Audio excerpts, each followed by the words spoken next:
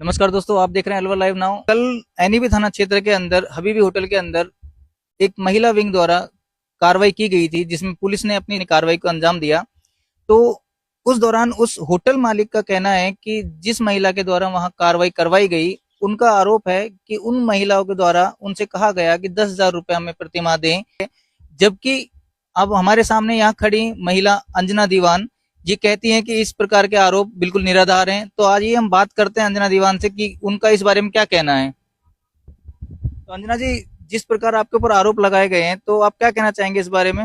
नमस्कार जी, मैं अंजना दीवान। आपको सभी को पता है मैं मातृशक्ति के लिए कार्य कर रही हूँ अभी, और पशुओं के लिए भी दिन रात सेवा करती हूँ।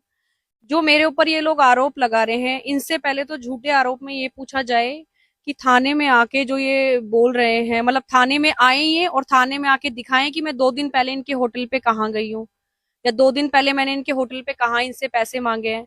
तो जो ये आरोप प्रत्यारोप है ना, जो ये लगाए जा रहे हैं, ये सरासर जो है ये गलत है और छवि बिगाड़ने की कोशिश की गई है, मानसिक प्रताड़ना दे रहे हैं। एक महिला यदि कोई काम कर रही है शहर के अंदर अच्छा, तो उसको तुम मतलब किसी भी तरीके से गिराने की सोचोगे। आप ये हबीबी होटल को जान रहे होगे कि स्कीम नंबर 2 में था लास्ट ईयर। इसके ऊपर खुद ने पुलिस ने कार्रवाई की थी जब ये कैफे चलाते थे हबीबी स्कीम नंबर 2 में। और अब इस पे जो अगर बाई चांस मेरे घर के 10 मिनट की दूरी पे है, तो ये तो लॉजिक वाली बात है कि मैं वहां रूम लेने जाऊंगी। मतलब मेरा घर 10 मिनट की दूरी पे और मैं वहां रूम लेने जाऊंगी।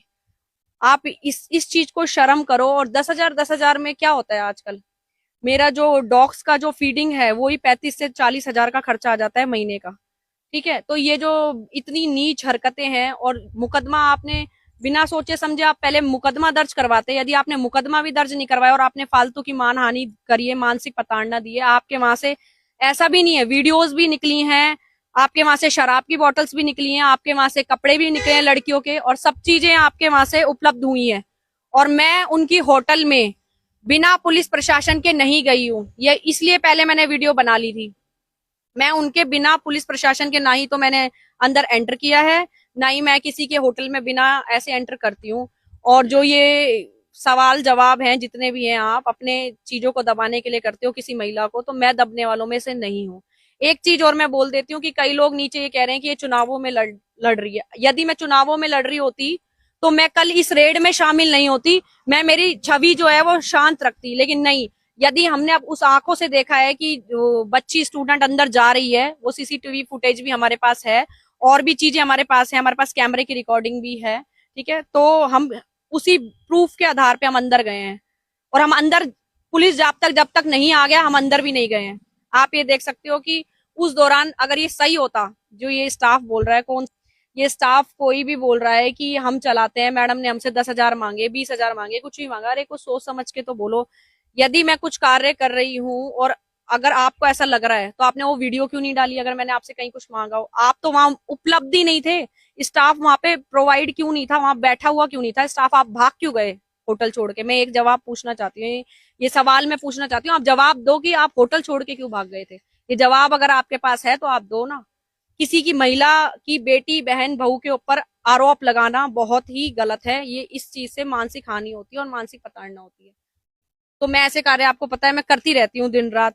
तो इन सेवा में मैं लिप्त रहती हूँ। क्यों? क्योंकि मुझे हिंदुत्व के लिए भी काम करना है। और मैंने, आप हिंदुत्व ही नहीं, देखो मैं आपसे कल वाले वीडियो भी मैंने ये बोला है कि बच्ची चाहे हिंदुओं की हो चाहे मुस्लिम की हो, सभी हमारे लिए एक है। लेकिन बच्चियों के साथ अगर ये चीजें हो रही हैं, आप ये सोचो, बच्ची हैं यदि अपनी मर्जी से भी जा रही है, तो उनके माँ बापों तक तो बात पहुंचे ना। कल को किसी बच्ची के साथ, अब आप ये देखते हो डेली रेप हो रहे हैं, अपहरण हो रहा है, कभी कोई मामला हो रहा है, कभी कोई मामला हो रहा है। कई माँ बाप जागरूक तो रहे। तो इस जागरूकता को यदि हम फैला रहे हैं तो इसमें कोई गलत बात नहीं है।